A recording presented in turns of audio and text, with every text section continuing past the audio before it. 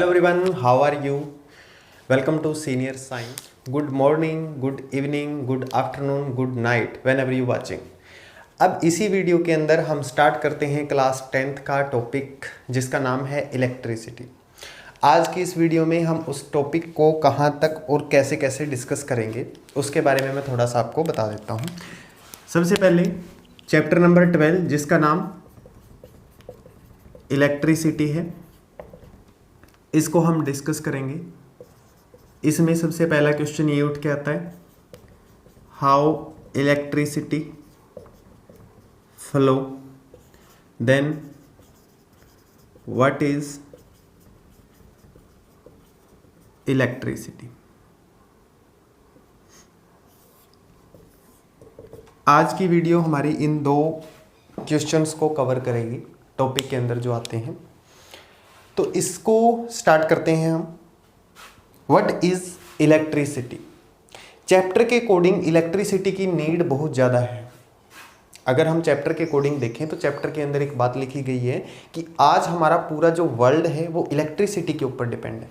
जितने भी हॉस्पिटल हैं, मैन्युफैक्चरिंग फैक्ट्रीज हैं, ये जितने भी काम हम आज कर रहे हैं, यहाँ तक कि मोबाइल को चार्ज करना है, ये सारे किसके ऊपर डिपेंड है? सारे के सारे इलेक्ट्रिसिटी के ऊपर डिपेंड है। तो इलेक्ट्रिसिटी के बिना काम चलना बहुत मुश्किल है। अब घरों में ही देख लें हम, अगर 2 या 4 मिनट लाइट ना आए तो ऐसे फील होता है कि लाइट के बिना सारा काम रुका पड़ा है।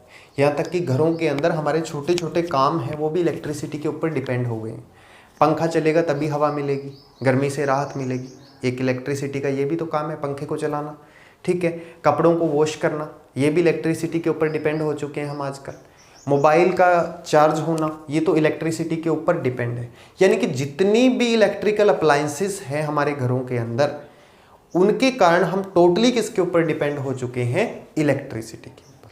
तो क्या आपने जानने की कोशिश की कि इलेक्ट्रिसिटी है क्या, ये कैसे फ्लो होती है और इलेक्ट्रिसिटी के कारण कोई भी चीज़ कैसे वर्क करती है? तो इसके बारे में हम इस चैप्टर के अंदर जानेंगे। इलेक्ट्रिसिटी क्या है? एक एनर्जी है जो एक फॉर्म से दूसरी फॉर्म के अंदर चेंज हो सकती है। अब इसके अंदर हमने ये पढ़ना है जो इलेक्ट्रिसिटी चैप्टर में,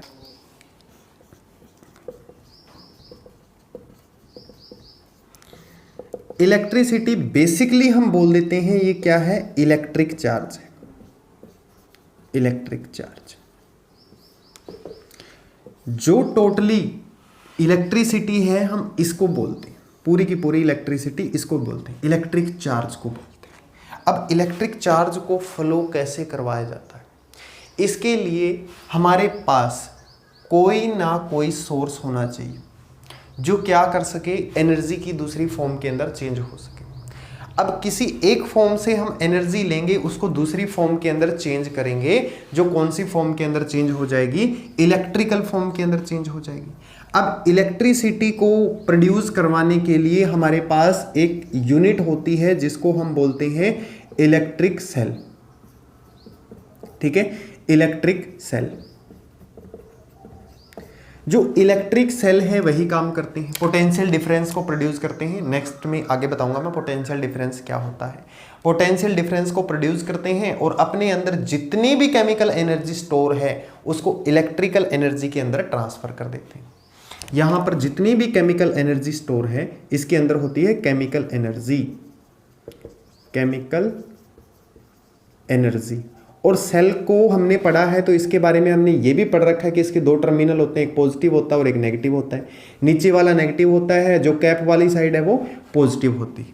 ठीक है, 2 टर्मिनल होते हैं, एक पॉजिटिव टर्मिनल और एक नेगेटिव टर्मिनल। अब दोनों टर्मिनल को हम कैसे कनेक्ट करेंगे? अगर हमें सीरीज में कनेक्ट करना है या पैरेलली कनेक्ट करना है, हम इस तरीके से कनेक्ट करेंगे कि एनर्जी का फ्लो हो।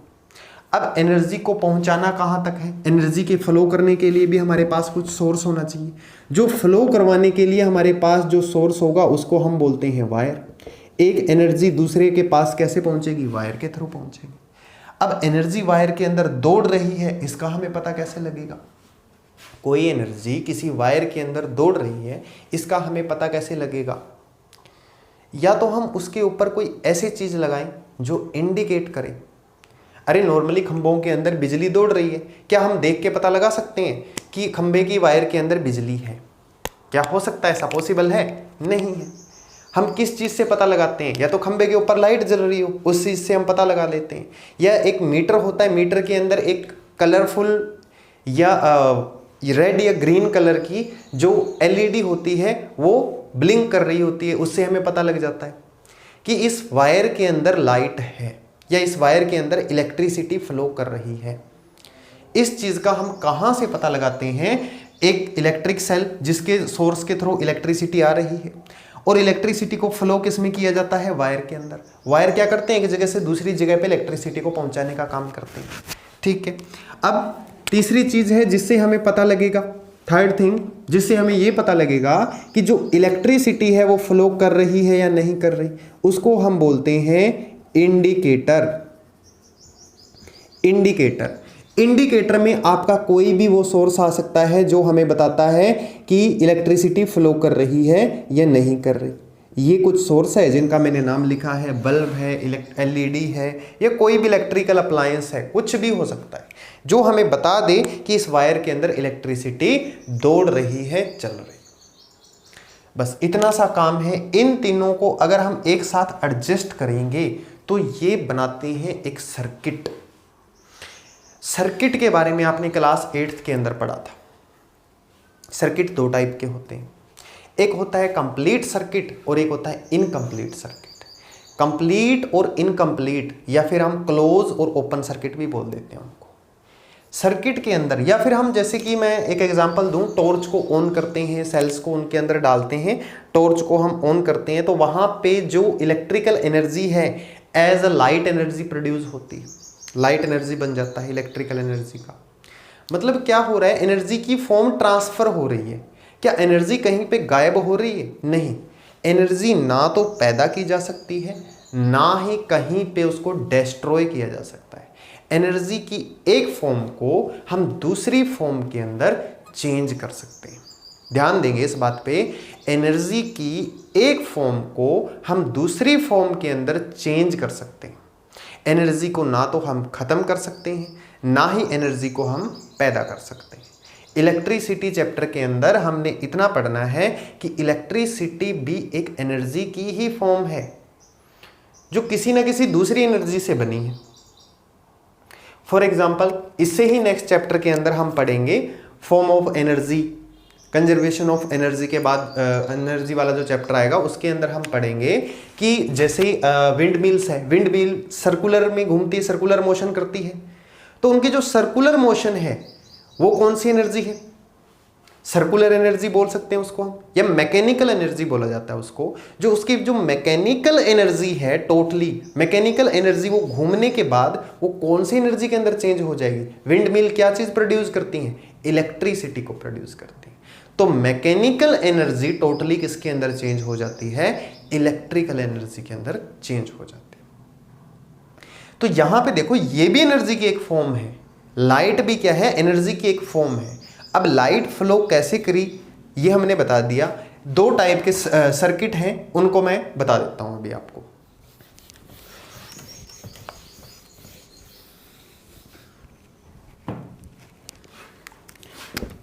एक मैंने बताया open circuit,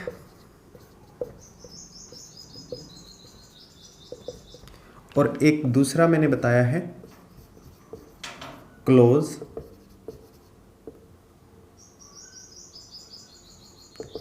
circuit. Open circuit और क्लोज सर्किट के ऊपर ध्यान देंगे। जो सेल का डायग्राम है, थोड़ा सा क्लास 8 की तरफ आपको लेके चलता हूं। सर्किट डायग्राम है सेल का, वायर का, स्विच का, इनके ऊपर थोड़ा सा ध्यान देंगे। सेल को इस तरीके से बनाया जाता है, एक तरफ पॉजिटिव टर्मिनल होता है, एक तरफ नेगेटिव टर्मिनल होता है। जो बड़े वाला टर्मिनल है वो पॉजिटिव होता है, जो छोटे वाला टर्मिनल है वो नेगेटिव होता है। ठीक है। और वायर को कुछ इस तरीके से बनाया जाता है, ये ए पॉइंट है, ये बी पॉइंट है। स्विच को कुछ इस तरीके से बनाया जाता है, ये ओपन स्विच है। ठीक है, ये ओपन स्विच है। ये वाला जो सेक्शन आपको रेड कलर के अंदर दिखाई दे रहा है, ये स्विच है। ठीक है। और इसी तरीके से जब सेल को एक सीरीज के अंदर अरेंज कर दिया जाता है उसको हम बोलते हैं बैटरी। अब सेल को एक सीरीज के अंदर कैसे अरेंज किया जाएगा, ये देखो, ये मैंने बहुत सारे सेल अरेंज कर दिए सीरीज के अंदर, इसको हम बोलते हैं बैटरी। ये बैटरी आपकी तैयार हो गई। अब इसके अंदर आगे देखो, ये इंफॉर्मेशन जरूरी थी। अब इसके अंदर आगे देखो, ओपन एंड क्लोज सर्किट के अंदर हमें क्या पढ़ना है। ओपन सर्किट के अंदर सबसे पहले हमें यहां पे एक बैटरी को अटैच करना है। ये मैंने बैटरी को अटैच कर दिया। अब मैंने यहां पे वायर को अटैच किया। ओपन सर्किट में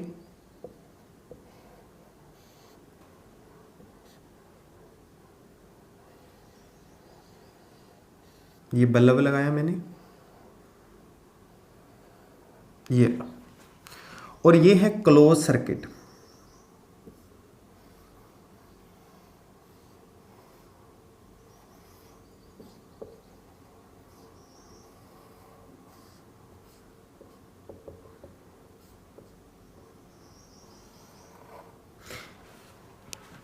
क्लोज सर्किट में बल्ब ग्लो होगा। ओपन सर्किट में बल्ब ग्लो नहीं होगा। देखो यहां से जो सर्किट है ये ओपन है, इसके अंदर टोटल इलेक्ट्रिसिटी फ्लो नहीं हो रही, एक सर्किट कंप्लीट नहीं कर पा रहा है। चार्ज चल तो रहा है, ठीक है, बट यहां पे जाके उसका एंड हो जा रहा है। और क्यों एंड हो रहा है, मान लो आप रोड पे कहीं पे जा रहे हो, ठीक है, कहीं किसी रोड के ऊपर जा रहे हो, रास्ते में टूटा हुआ रोड आ गया, बहुत बड़ा गैप है, आप उसको क्रॉस नहीं कर पाओगे। तो यहीं पे भी वही कहानी हुई सेम। यहाँ पे रोड के ऊपर क्या आ गया, गैप आ गया, जिसको चार्ज क्रॉस नहीं कर पा रहा है। इसके कारण क्या होगा, इलेक्ट्रिसिटी का जो फ्लो है वो ब्रेक हो जाएगा, वो टूट जाएगा। तो जो स्विच है इसको बोलते हैं स्विच। और कैसा स्विच है ये, ओपन।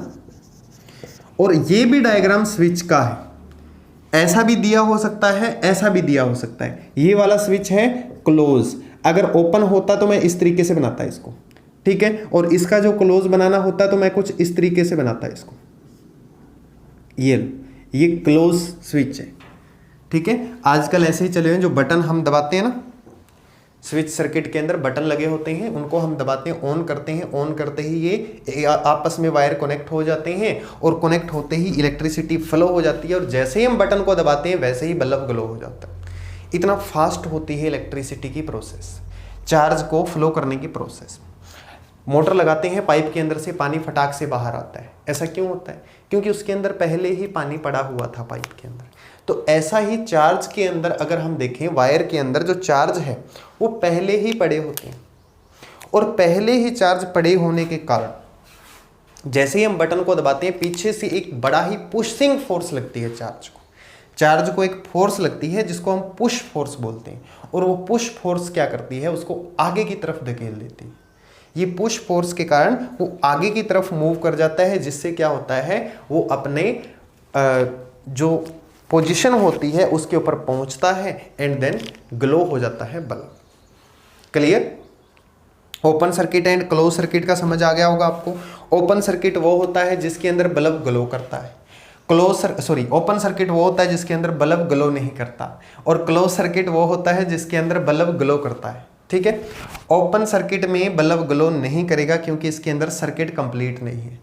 क्लोज सर्किट के अंदर बल्ब ग्लो करेगा जिसके अंदर सर्किट कंप्लीट है। देखो इलेक्ट्रिसिटी कहाँ से कहाँ फ्लो करती है। इलेक्ट्रिसिटी का फ्लो होता है हमेशा पॉजिटिव से नेगेटिव टर्मिनल की तरफ।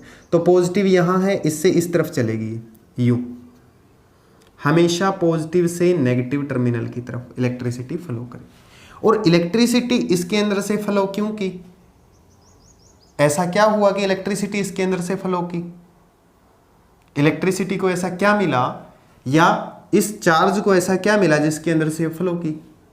या मैं ऐसा करता, इसके बीच में प्लास्टिक का कॉम्ब, कंघी बोलते हैं जिसको,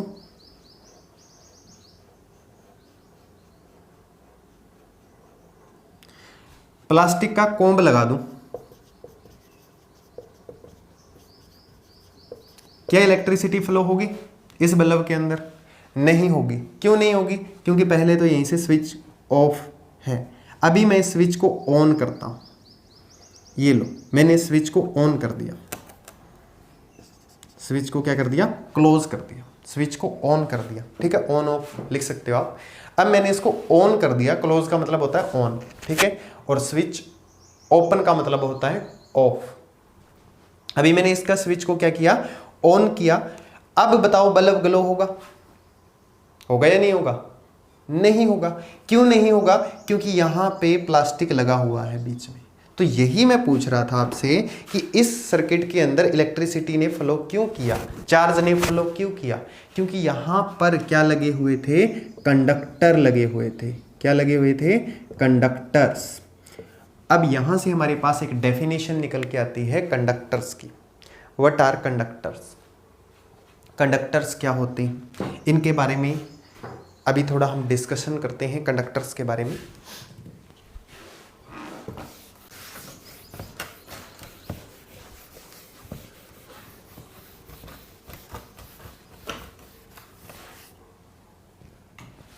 अब देखो यहां पे conductors,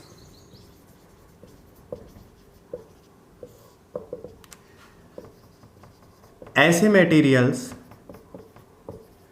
which allow to electric charge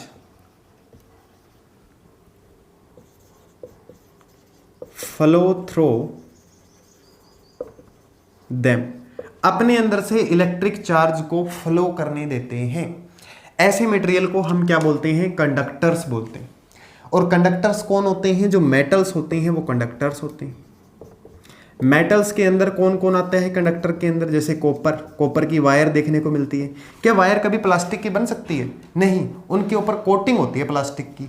but wire किसकी बनी होती है? मेटल की बनी होती है। कॉपर, आयरन, सिल्वर, ये सारे के सारे क्या हैं? कंडक्टर हैं। इनके अंदर से इलेक्ट्रिसिटी पास होती है। इलेक्ट्रिसिटी पास होती है, अपने अंदर से चार्ज को ये फ्लो करने देते हैं। चार्ज मीन आयंस, चार्ज का मीन है आयंस। अपने अंदर से ये आयन को फ्लो करने देते हैं। आयन की भी डिस्कशन करेंगे हम। अपने अंदर से आयंस को फ्लो करने देते हैं, उनको हम क्या बोल देते हैं? Good conductor. और गुड कंडक्टर, ये सारे के सारे वैसे तो गुड कंडक्टर है, बट अगर आपसे पूछ लिया जाए बेस्ट कंडक्टर कौन है, बेस्ट कंडक्टर कौन है, तो बेस्ट कंडक्टर के अंदर सिल्वर आएगा। ठीक है, बेस्ट कंडक्टर कौन है? Silver, best conductor. ऐसा ही केस आता है इंसुलेटर का। What are insulator? ये पूछ लिया, अपने अंदर से इलेक्ट्रिसिटी को फ्लो ही नहीं करने देते। इनके अंदर से अगर हम इलेक्ट्रिक करंट को फ्लो करना चाहेंगे तो इनके अंदर से इलेक्ट्रिक करंट फ्लो होगा ही नहीं।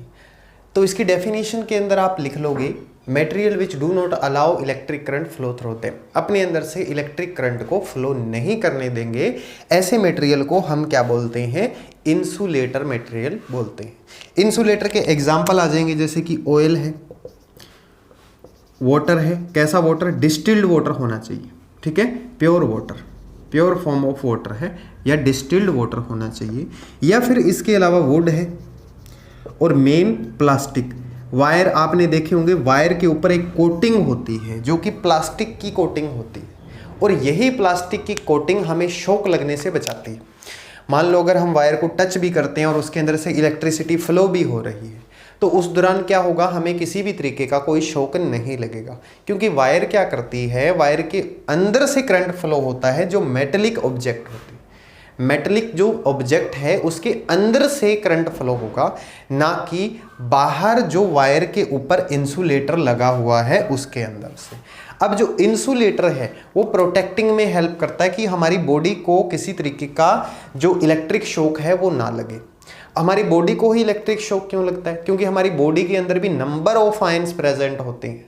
सोडियम है, क्लोरीन है, हाइड्रोजन है, ये सारे के सारे आयन प्रेजेंट होते हैं, क्योंकि मोर वाटर कंटेंट होता है हमारी बॉडी के अंदर। और जितना हाइड्रोजन, जितना क्लोरीन, जितना सोडियम, इतना ये चीज़ें हमारी बॉडी के अंदर प्रेजेंट होगी, हमारी बॉडी आयंस को प्रोड्यूस करेगी। और जितना आयंस हमारी बॉडी के अंदर प्रोड्यूस होंगे उतना ही हमारी बॉडी एक गुड कंडक्टर की तरह बिहेव करेगी। सो हमारी बॉडी को इलेक्ट्रिक शॉक लग सकता है अगर हम किसी वायर को टच करते हैं तो। तो गुड कंडक्टर, बैड कंडक्टर आपको पता लग गया। बैड कंडक्टर को इंसुलेटर बोलते हैं, गुड कंडक्टर आपको मैंने बता ही दिया कौन कौन से होते हैं। और इनके कारण ही किसी इलेक्ट्रिक सर्किट के अंदर इलेक्ट्रिक पाथ को या क्लोज किया जा सकता है या ओपन किया जा सकता है। एक स्विच का डिस्कशन कर रहे थे। स्विच क्या है? कनेक्शन है between battery and bulb. Bulb और बैटरी के बीच में जो करंट को कंट्रोल करने का काम करता है उसको हम स्विच बोलते हैं। ये एक कनेक्शन है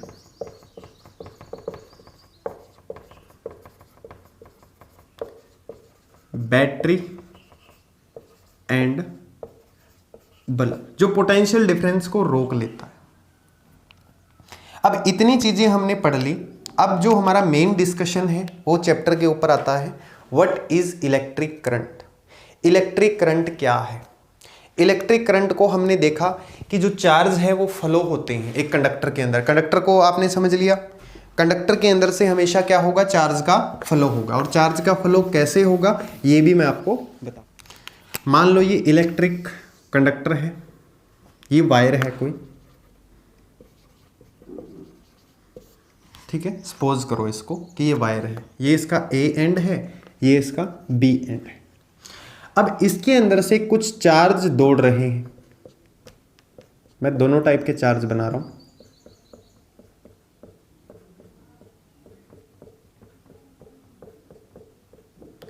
ये लो, इसके अंदर से कुछ चार्ज फ्लो कर रहा है। ये चार्ज कौन सी तरफ फ्लो कर रहा है, या किस साइड, ए से बी की तरफ या बी से ए की तरफ, किधर भी हो सकता है, किसी भी साइड में फ्लो कर रहा हो सकता है। चार्ज की जो मूवमेंट है उसको हम बोलते हैं electric current. The movement of charge in a conductor is known as electric current. ये चार्ज मूव कर रहा है, या तो इधर से उधर मूव करेगा या उधर से इधर मूव करेगा। उधर से इधर और इधर से उधर का मतलब है या तो ए से बी की तरफ मूव करेगा या बी से ए की तरफ मूव करेगा, ठीक है।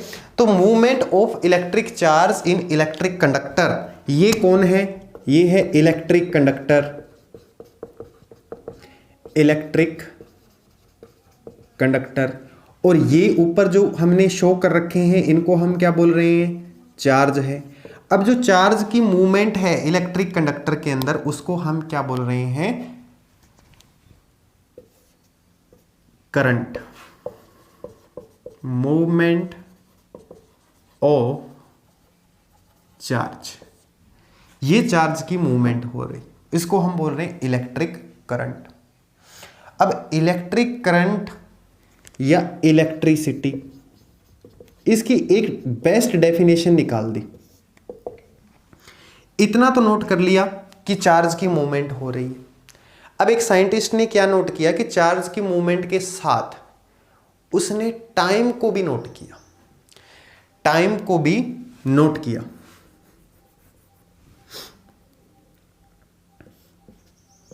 यहां पे कि ए से बी तक जाने में चार्ज को कितना टाइम लगता है इसको नोट किया। टाइम हमेशा सेकंड में नोट किया जाता है। The movement of charge in a conductor per unit time, ये डेफिनेशन निकल के सामने आ गई। अब एक न्यू डेफिनेशन ये निकल के हमारे सामने आई कि movement of charge in a conductor per unit time is known as electric current और इलेक्ट्रिसिटी। तो ये हम नोट कर लेंगे यहां से, movement of charge in a conductor per unit time known as electricity और electric current. Electric current, electric current is denoted by capital I. Electric current को कैपिटल आई से डिनोट करते हैं, इसको बड़े आई से लिखते हैं, कैपिटल आई से इलेक्ट्रिक करंट को। ये डेफिनेशन लिख लो या फिर स्क्रीनशॉट ले लो इसका।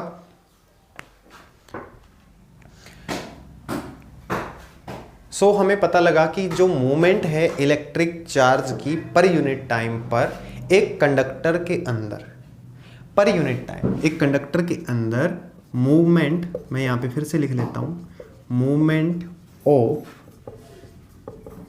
Electric charge per unit time in a conductor, इसको हमने क्या बोल दिया था, इलेक्ट्रिसिटी या फिर इलेक्ट्रिक करंट। इसको हमने इलेक्ट्रिक करंट बोल दिया।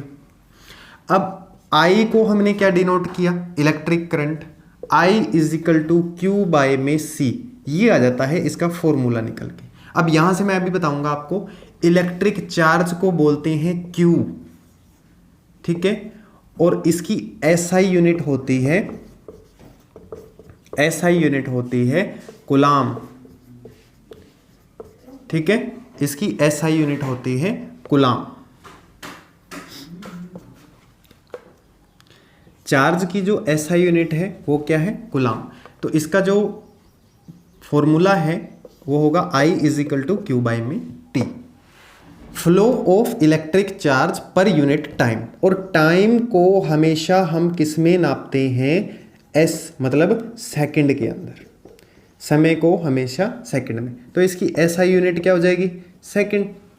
इसका तो सिंपल है, SI यूनिट हमें किसकी याद करनी है, सिर्फ और सिर्फ चार्ज की क्या याद करेंगे, कूलाम, ठीक है। और I आता है इलेक्ट्रिक करंट, इलेक्ट्रिक करंट की जो SI यूनिट है वो होती है एम्पियर। अब यहां तक बताओ ये चीजें क्लियर हुई या नहीं हुई। ये देखो, I को हम किस में, I को लिखते हैं इलेक्ट्रिक करंट, और करंट को हमेशा किस में मापा जाता है, एम्पियर के अंदर मापा जाता है। घरों के अंदर कितने एम्पियर बिजली आ रही है, ठीक है, या यूनिट, कितनी यूनिट, कूलाम, वाट, ये सारा का सारा हम आगे डिस्कस करेंगे। सबसे पहले आप ये क्लियर कर लो कि इलेक्ट्रिक करंट को डिनोट किया जाता है I से, और SI यूनिट होती है उसकी एम्पियर। एक साइंटिस्ट थे एम्पियर, जिनके नाम पे इनका जो SI यूनिट है उसका नाम पड़ा हुआ है, ठीक है। अब इसके अंदर I is equal to Q by T हमने ये लिख दिया। अगर आपसे पूछ लिया जाए कि 1 एम्पियर क्या होता है, 1 एम्पियर क्या होता है, तो आप इसका आंसर क्या दोगे। देखो, इसी फॉर्मूले से हम इसका आंसर निकाल लेंगे 1 एम्पियर का। I को मैंने लिखा Q बाय में T लिखा है, I is equal to Q by में T। I को अगर मैं एम्पियर लिख दूं तो क्या कोई गलती होगी, अगर I है 1 एम्पियर लिख दूं कोई गलती नहीं है। कूलाम को अगर मैं 1 C लिख दूं और टाइम को 1 सेकेंड लिख दूं, तो ये आगे हमारे पास एम्पियर की डेफिनेशन, ठीक है। 1 इसको लिख दिया, 1 इसको लिख दिया, 1 इसको लिख दिया, सबकी SI यूनिट लिख दी मैंने। 1 एम्पियर पूछा था ना, तो सबकी SI यूनिट लिख दी है मैंने। यहाँ पे देखो 1 एम्पियर क्या होता है, flow of 1 coulomb charge in 1 second through a conductor. एक कंडक्टर के अंदर से 1 कूलाम चार्ज फ्लो हो रहा है, और कितने सेकंड में, कितने टाइम में, पर यूनिट टाइम के अंदर, उसको हम बोलते हैं 1 एम्पियर। तो यहां से 1 एम्पियर की डेफिनेशन निकल के हमारे सामने आ गई। अब इसका सुनो आगे, हमें कूलाम का पता लग गया, टाइम का पता लग गया, सेकंड का। अब 1 कूलाम किसी चार्ज का नाम है, तो 1 कूलाम, जो 1 कूलाम चार्ज होता है, इसके अंदर कितने चार्ज होते हैं, ठीक है। 1 कूलाम चार्ज के अंदर कितने चार्ज होते हैं, तो 6 × 10⁸ C, 1 कूलाम इतने चार्ज के इक्वल होता है। और जो इलेक्ट्रिक करंट फ्लो करता है ना किसी भी वायर के अंदर, मैंने वहां पे 2 चार्ज बनाए थे। इलेक्ट्रिक करंट अगर किसी भी वायर के अंदर फ्लो करता है, तो ध्यान रखना, वायर के अंदर हमेशा अगर आपको बोल दिया जाए इलेक्ट्रिक करंट ऊपर की तरफ जा रहा है, A से B की तरफ जा रहा है, तो इसका मीन ये है कि पॉजिटिव चार्ज ऊपर की तरफ जा रहा है, और एक चार्ज नीचे की तरफ भी आता है, जिसको हम क्या बोलते हैं, नेगेटिव चार्ज, या फिर इलेक्ट्रॉन। क्या बोला जाता है इनको, इलेक्ट्रॉन्स। अब ये इलेक्ट्रॉन्स ही मूव करते हैं जो कि चार्ज को फ्लो करने के लिए रिस्पॉन्सिबल है। अगर इलेक्ट्रॉन नेगेटिव नीचे की तरफ आ रहे हैं तो पॉजिटिव ऊपर की तरफ जा रहा है। नेगेटिव चार्ज नीचे की तरफ मूव कर रहा है जिसको हम बोल रहे हैं फ्लो ऑफ इलेक्ट्रॉन्स। और एक इलेक्ट्रॉन के ऊपर चार्ज होता है, कितना होता है? 1 इलेक्ट्रॉन के ऊपर जो चार्ज होता है 1.6 इंटू 10 की पावर -19 कूलाम का चार्ज होता है एक इलेक्ट्रॉन के ऊपर, सिंगल 1 इलेक्ट्रॉन के ऊपर। तो यहां से हम टोटल नंबर ऑफ चार्ज निकाल सकते हैं इस यूनिट से। आपको सिर्फ ये छोटी छोटी यूनिट आपको पता होनी चाहिए। 1 कूलाम किसका है? क्यू का। कूलाम को क्यू से डिनोट करते हैं और इसकी एसआई यूनिट है सी, ठीक है, जो कूलाम बोला जाता है जिसको। और आई को हम क्या बोलते हैं? Electric current. इलेक्ट्रिक करंट को किस में मेजर किया जाता है? एम्पियर में, एम्पियर के अंदर, ठीक है। इन छोटी छोटी बातों के ऊपर आपको ध्यान देना है तो आपका पूरा का पूरा चैप्टर ये बन जाएगा। अच्छा, एम्पियर ये नाम है जो ये कैसे पड़ा है इसके ऊपर ध्यान दो। एक था आंद्रे मैरी एम्पियर, ये फ्रेंच साइंटिस्ट था, फ्रेंच साइंटिस्ट था। लगभग 18वीं शताब्दी की बात है, 18th सेंचुरी, 1745 या 65 की बात है। उस टाइम में जब इलेक्ट्रिसिटी की डिस्कवरी हो रही थी तो इन्हीं के नाम पर इलेक्ट्रिसिटी की जो यूनिट है एसआई यूनिट, एम्पियर, इसी के नाम पर कर दी गई थी उसी टाइम। अब 2 छोटी छोटी यूनिट और आती हैं। एक मिली एम्पियर के बारे में पूछ लिया जाएगा। 1 मिली एम्पियर, 1 मिली एम्पियर कितना होता है?